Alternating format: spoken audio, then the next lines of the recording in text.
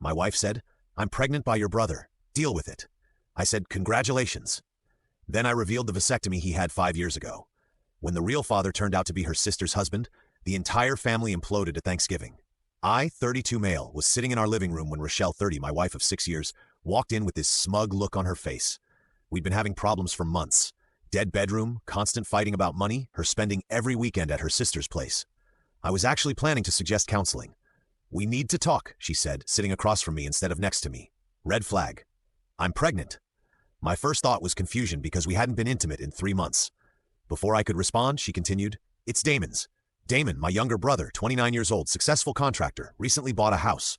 The brother who'd been my best man at our wedding." She sat there with her arms crossed, actually looking proud of herself. "I know this is hard for you to hear, but Damon and I are in love. Have been for months. You're just going to have to deal with it." I stared at her for maybe 10 seconds. Then I said, "Congratulations." Her smug expression faltered. "That's it? Congratulations? What else should I say? You're having a baby. That's wonderful news. You're not angry?" "Oh, I'm something, but mostly I'm confused about the logistics." "What logistics?" "Well, Damon had a vasectomy 5 years ago." The color drained from her face. "What? No, he didn't." "Yeah, he did. Remember when he dated Cassandra? The one with 3 kids who wanted more? He got snipped because he never wanted children. I drove him to and from the procedure." "You're lying." I pulled out my phone, scrolled through old photos, found the one of Damon holding a bag of frozen peas against his crotch, giving a thumbs up. May 2019. He sent this to our group chat, made jokes about being shooting blanks for weeks. Rochelle snatched my phone, stared at the photo. Her hands were shaking. He never said, probably because you never actually slept with him. Update 1. So after dropping that bomb, Rochelle went ballistic, screaming about how I was trying to gaslight her, that Damon must have had it reversed, that I was making things up to hurt her. I texted Damon. "Rochelle says she's pregnant with your baby. Congrats." He called immediately. "What, bro? What the hell? I haven't even seen Rochelle since your birthday party in June." Put him on speaker. Rochelle tried to grab my phone, but I held it away. Damon continued, "Is this why she kept DMing me weird stuff? I blocked her on Instagram last month because she was sending thirst traps." "You blocked me?" Rochelle screeched. "Rochelle, what is wrong with you? You're married to my brother." She hung up on him. The next morning, she tried a different approach. Made me breakfast. First time in a year. Wearing lingerie at 7 a.m. Baby, I was confused. The pregnancy hormones are making me crazy. "It's your baby." I just panicked. "We haven't had sex since August." "That's not true. Remember that night after Zoe's wedding?" "Zoe's wedding was in July. It's November." She did the math in her head. "I meant September, Labor Day weekend." "I was at a work conference in Labor Day. You went to your sister Gwen's beach house, remember?" Another face color change. "Gotcha. How far along are you exactly?" 8 weeks. "So, conceived in early September when you were at the beach house with Gwen and her husband Terrell." She stood up so fast the plate flipped. Eggs everywhere. "I'm going to Gwen's." "Cool. Pack everything while you're at it." Update 2, y'all. The drama escalated quick. First, Rochelle's mom, Desiree, called me crying. "How could you throw out a pregnant woman?" She told me it wasn't mine. Actually said it was Damon's. She's confused. Pregnancy brain. "Desiree, she's been cheating. We both know it. You don't know that?" "Actually, I do. I hired a PI last month when she started acting weird. I have photos of her meeting someone at hotels multiple times." Silence. "Then you spied on her." "I suspected she was cheating. I was right." She hung up. Then came the family group chat explosion. Rochelle added, everyone, my parents, her parents, siblings, even cousins. Posted a long message about how I was abandoning her in her time of need and refusing to accept my own child. My mom responded first. "Didn't you just tell him it was Damon's baby?" "Rochelle, I was confused." Damon chimed in. "I'm sending everyone my vasectomy paperwork right now. I'm sterile, have been for 5 years. He actually did it. Posted the whole medical record." Rochelle's sister, Gwen. "This is a private matter. Stop airing family business." Interesting reaction from someone who wasn't directly involved, right? That's when Rochelle's other sister, Amani, dropped a bomb. "Gwen, didn't Rochelle stay with you guys for like 3 weeks in September?" Gwen left the chat. Terrell, Gwen's husband, left the chat. Relle left the chat. "My dad, Thanksgiving is going to be awkward." Update 3. Got a call from Terrell. First time he'd ever called me directly. "We need to talk, man to man." Met him at a sports bar. Dude looked rough. Bags under his eyes. Hadn't shaved. Wearing the same clothes I'd seen him in on his Instagram story 3 days ago. "Did you know?" I asked. "Not until the group chat. But things make sense now. Gwen's been acting weird. Super protective over her phone. Started accusing me of cheating out of nowhere." "You think Rochelle and Gwen?" "No, man." He took a long drink. "I think Rochelle and I what? Labor Day weekend, beach house. I got blackout drunk. Woke up on the couch with my shirt inside out. Rochelle was acting weird the next morning. Gwen said I passed out early and she put me to bed." "But you think Rochelle?" "I don't think anymore. I know." Found a video on our cloud storage from our bedroom security cam. My stomach dropped at the beach house. Yeah, we installed it because of break-ins in the area. It backs up automatically. He showed me his phone. I can't show you the whole thing, but look at the timestamp. September 2nd, 3:27 a.m. There was Rochelle sneaking out of their bedroom, hair messed up, carrying her shoes. Gwen was passed out on Xanax and wine. She takes anxiety meds. Heavy sleeper when she mixes them, so Rochelle waited until we were both out and he couldn't finish. That's ass, man. If you were that drunk, try explaining that to anyone. Guy claiming a woman assaulted him while his wife was in the same bed. We sat in silence. The baby's probably mine, he finally said. Timeline matches. What are you going to do? Hell if I know, but Thanksgiving dinner is tomorrow at Gwen's mom's house. Everyone will be there. You still going? Oh, I'm going and I'm bringing receipts. Update 4. I wasn't planning to go to Thanksgiving. It's hosted by Rochelle's family every year, and given everything, seemed best to skip it. But then Damon texted our group chat. Bro, you have to come. Terrell just told me something, trust me. Then my mom called. Desiree specifically requested you come. Says Rochelle has something important to tell everyone. Against my better judgment, I went. Walked in to find the most tense room I've ever experienced. Rochelle sitting next to Gwen, whispering furiously. Terrell at the opposite end of the table, drinking straight bourbon. Damon next to my parents. Various aunts, uncles, cousins, all sensing drama, but not knowing what. Desiree clinked her glass. Before we eat, Rochelle has an announcement. Rochelle stood up, actually glowing with confidence. I wanted everyone to know that despite the challenges in my marriage, I'm blessed to announce I'm pregnant. Scattered congratulations. Some confused looks given the challenges comment. And she continued, looking directly at me. I've decided to raise this baby with someone who actually loves me, someone who's been there for me through everything. She grabbed Gwen's hand. My sister and I are moving in together. We're going to raise this baby as a family, with or without the deadbeat dad. Wait, what was she implying? Gwen looked confused but smiled. Yes, I'll always support my sister. Terrell stood up. Actually, I have something to share too. The room went quiet. Since we're talking about the baby, we should probably discuss how it was conceived. Rochelle's face went white. Terrell, don't. No, I think everyone should know. If you're loving this wild tale of karma and drama, hit that like button and subscribe for more heart-pounding stories straight from real life. Your support means the world. He pulled out his phone, connected it to the Bluetooth speaker they use for music. This is from September 2nd, 3:47 a.m. Audio started playing. Rochelle's voice slurred. He won't remember anything. Gwen's passed out. Stop being such a baby about it. Terrell's voice barely conscious. What are you doing? Shut up. You've been flirting with me all weekend. No, get off, Gwen. Rella? Laughing. She's unconscious. I put extra Xanax in her wine. Just lay back. Desiree gasped. Turn it off. There's more, Terrell said. Security footage of her leaving our bedroom. Photos from the PI showing her buying Plan B the next day. But I guess that didn't work. Gwen stood up slowly, staring at Rochelle. You drugged me? You slept with my husband. It wasn't like that, Rochelle pleaded. He came on to me. We just heard audio of you saying you drugged me. That's taken out of context. What context makes that better? Gwen screamed. Yes, the same line from the divorce court story, but it really applies here. Rochelle turned to me. This is your fault if you'd been a better husband. You drugged your sister and assaulted her husband because I was a bad husband. The room exploded. Desiree was crying. Gwen lunged at Rochelle, but got held back by cousins. Terrell threw his wedding ring at Gwen's feet and walked out. My mom was praying out loud. Damon was recording everything, of course.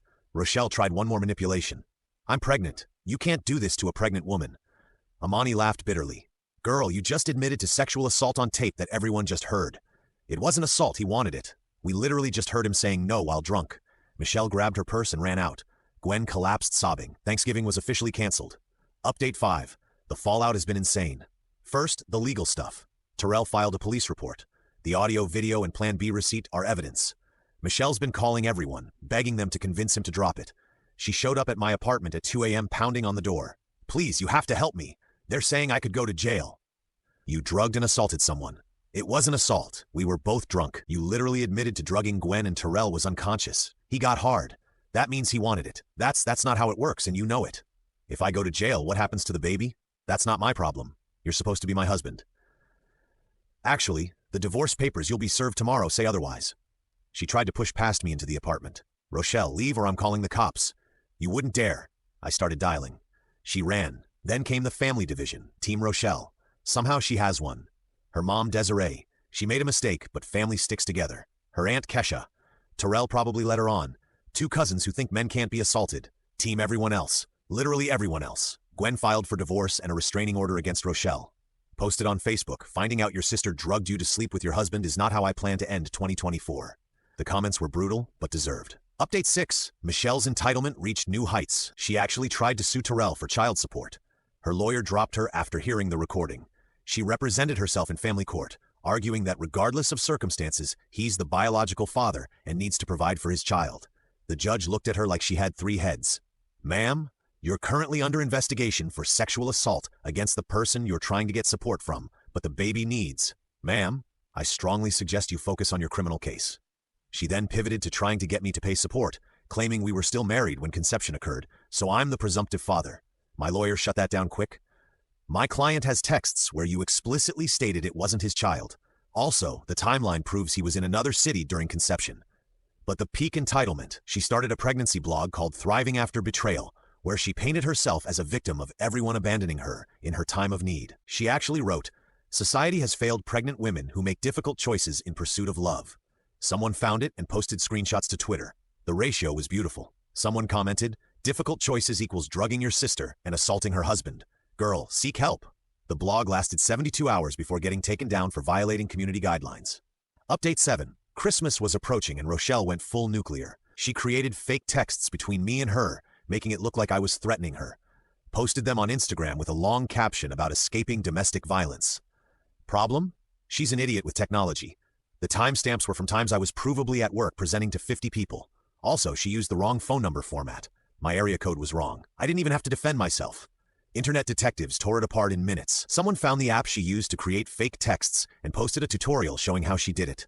Her account got banned for spreading false information. Then she tried to break into Gwen's house to get her things. She never lived there. Gwen's Ring camera caught her trying to jimmy the window at 3 a.m. She was wearing a baby-on-board shirt as if being pregnant gave her breaking and entering privileges. Cops arrested her. She told them she was retrieving her property and that Gwen stole her baby's father. The officer, according to the report, said, "Ma'am, you can't break into someone's house regardless of your relationship drama."